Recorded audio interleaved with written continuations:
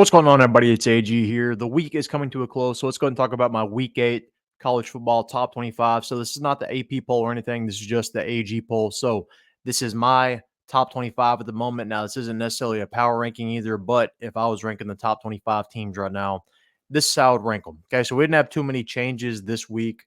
The main result, obviously, being Ohio State losing to Oregon. So that's going to be the big one that causes a little shift here. Let's go ahead and start. Number 25, Louisville. They barely squeaked by Virginia today. As of right now, they do have 2 losses, but those 2 losses are 2 ranked teams, SMU and Notre Dame, so can't fault them too much there. 24, Indiana. They're undefeated right now, but they'll get a matchup with Nebraska this week. So the more they get into Big Ten play, we'll actually see what Indiana is made of. Number 23, Pitt. Similar situation. They're in the ACC, and they came out with a close victory today, but the more they get into the ACC play, as far as playing some tougher competition, we'll kind of really see what they're made of. I don't think they'll stay undefeated, but as of right now, they are.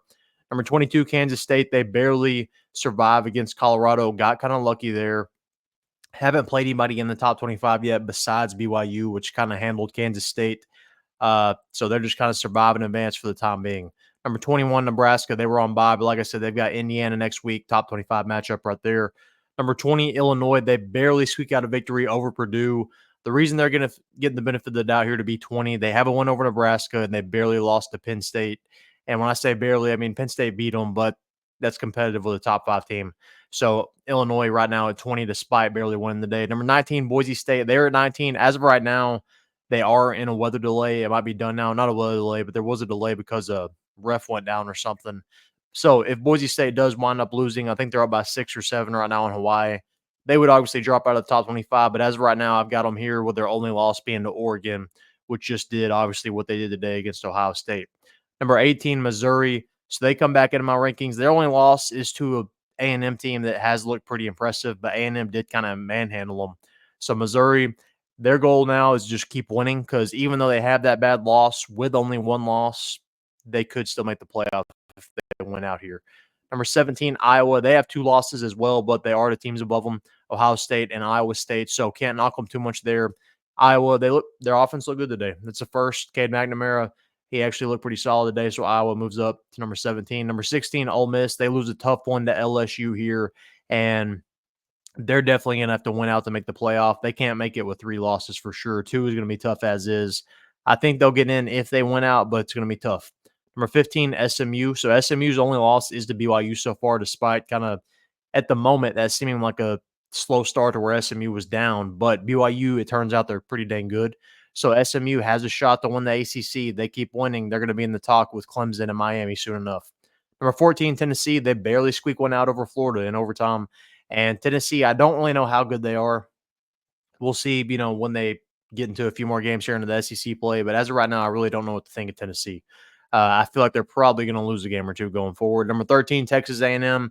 Their only loss so far is that season opener in Notre Dame. A&M, they're in control right now of their own destiny. If they keep winning out, let's say they get only that 1 loss that's left on the schedule. Let's say they lose to Texas, for example, or something like that. They're in plenty good shape to make the playoff. Number 12, Notre Dame. Speaking of Notre Dame, like I said, they beat A&M.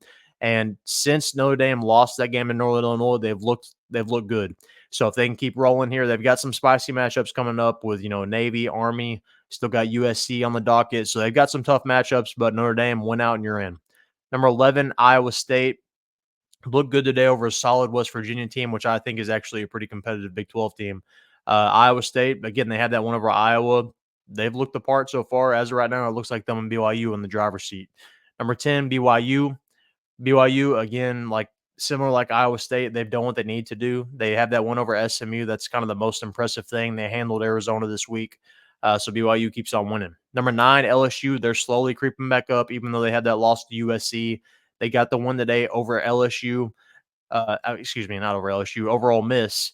And that's a pretty good win. Ole Miss is a talented football team. LSU, Garrett Nussmeier did struggle at some times today, but when it counted, they got the dub there. Number 8, Clemson. Clemson, since that Georgia loss, has looked pretty good. And as of right now, if you had to power rank them, I would say they're better than Miami, but Miami hasn't lost yet, so I got to give them the benefit of the doubt there. Number 7, Georgia. They've been weird this year. Like Carson Beck has not looked what I thought he was going to look like. Like today, he kind of struggled a little bit against Mississippi State, threw a couple picks, but they win. They do have Texas next week, though. So, yeah, it's showtime. Time to see what they're made of.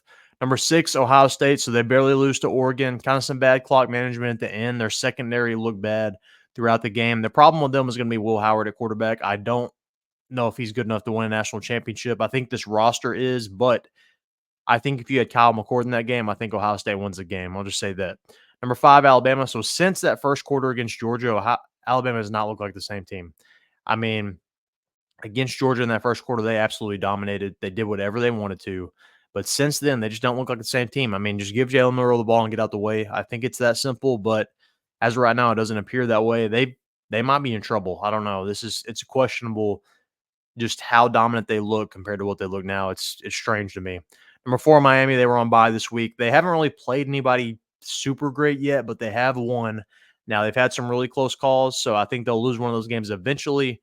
But Miami, as of right now, stays undefeated. Number 3, Penn State. So they benefit from, again, just staying unbeaten as well. They had a scare also, almost lost to USC, probably should have lost to USC, had a late comeback. They win that game in overtime.